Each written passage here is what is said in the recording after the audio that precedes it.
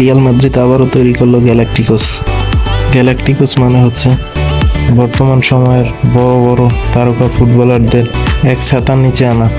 যেমন এক সময় Zidane, Ronaldo, Figo, David Beckham এবং তারপরে ক্রিস্টিয়ানো রোনালদো, কাকা, বেনজেমা, বেল, রামোস এবং বর্তমান সময়ে Kylian Mbappe, Jude Bellingham, Vinicius junior, যাদের সবাইকে এক ছাতার নিচে এনেছেন রিয়াল সভাপতি ফ্লোরেন্তিনো পেরেজ। এই গ্যালাক্টিকোস তৈরির পিছনের মূল কারিগর হচ্ছেন তিনি। এই রিয়াল সভাপতির দূরদর্শিতার কারণে রিয়াল মাদ্রিদ চ্যাম্পিয়ন্স লিগ এবং বড় বড় টুর্নামেন্টে সফলতা পাচ্ছে দিনের পর দিন।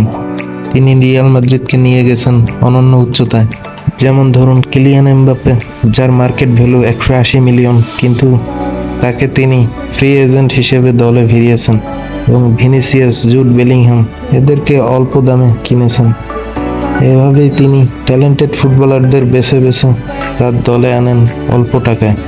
এই গ্যালাক্টিকোস তৈরির পেছনে সব কৃতিত্ব একজন ফ্লোরেন্তিনো পেরেজের, যিনি সেটি বারবার করে দেখাচ্ছেন।